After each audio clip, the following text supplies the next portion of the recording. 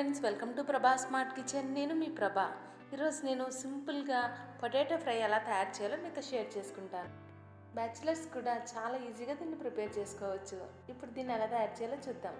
దీనికోసం నేను ఇక్కడ ఉడకపెట్టి పైన పీల్ తీసిన పొటాటోస్ను 5 మ్యాష్ చేసుకుని పక్కన పెట్టుకున్నాను.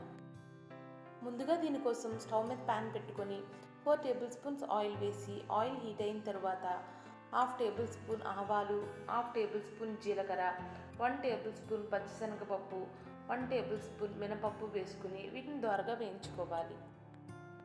ఇవి ఇలా మంచిగా వేగిన తరువాత దీనిలో కొంచెం కరివేపాకు, 2 ఎండుమిరపకాయలు, అలాగే 6 వెల్లుల్లి క్రష్ చేసుకుని అవి కూడా వేసుకోవాలి. ఇవి వేసుకున్న తర్వాత ఫ్లేమ్ లోలో పెట్టుకుని 1 నిమిషం పాటు వీటిని వేయించుకోవాలి. ఇలా ఇవి వేగిన తర్వాత 3 మీడియం సైజ్ ఉల్లిపాయలని స్లైసెస్లా కట్ చేసుకుని అలాగే 2 పచ్చిమిరపకాయలను కూడా కట్ చేసుకుని అవి వేసుకోవాలి. ఉల్లిపాయలు పచ్చిమిరపకాయలు వేసుకున్న తర్వాత ఫ్లేమ్ మీడియంలో పెట్టుకొని ఇవి మంచిగా వేగేంత వరకు వేయించుకోవాలి. అంటే ఇవి గోల్డెన్ బ్రౌన్ కలర్ వచ్చేంత వరకు వేయించుకోవాలి. ఫ్లేమ్ మీడియం టు లో అడ్జస్ట్ చేసుకుంటూ ఈ ఉల్లిపాయలను వేయించుకోండి. ఉల్లిపాయలు ఎంత బాగా వేగితే ఈ కర్రీ టేస్ట్ అంత బాగుంటుంది. ఉల్లిపాయలు ఇలా వేగిన తర్వాత దీనిలో 1/2 టేబుల్ స్పూన్ పసుపు వేసుకోవాలి. పసుపు వేసుకున్న తర్వాత దీన్ని అంతటిని ఒకసారి బాగా కలుపుకోవాలి. ఇలా 30 సెకండ్స్ పాటు కలుపుకున్న తర్వాత ముందుగానే మ్యాష్ చేసి పెట్టుకున్న బంగాళదుంపలను దీనిలో వేసుకోవాలి. ఇప్పుడు దీనిలో రుచికి సరిపడినంత సాల్ట్ వేసుకొని అంతా ఒకసారి బాగా మిక్స్ చేసుకోవాలి.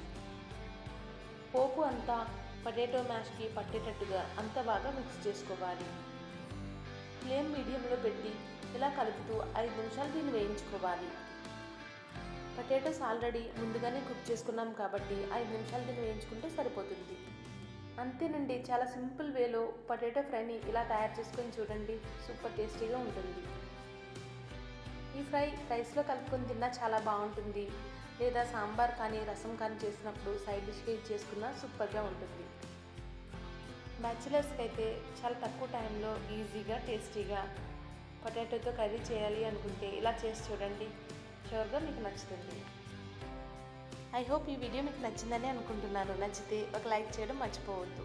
అలాగే మీ ఫ్రెండ్స్కి కూడా షేర్ చేయండి.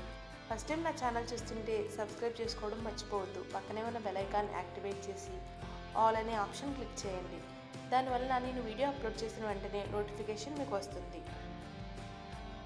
మరెన్నో ఇలాంటి సింపుల్ రెసిపీస్ కోసం ప్రభాస్ స్మార్ట్ కిచెన్ ఛానల్ని చూస్తూ ఉండండి.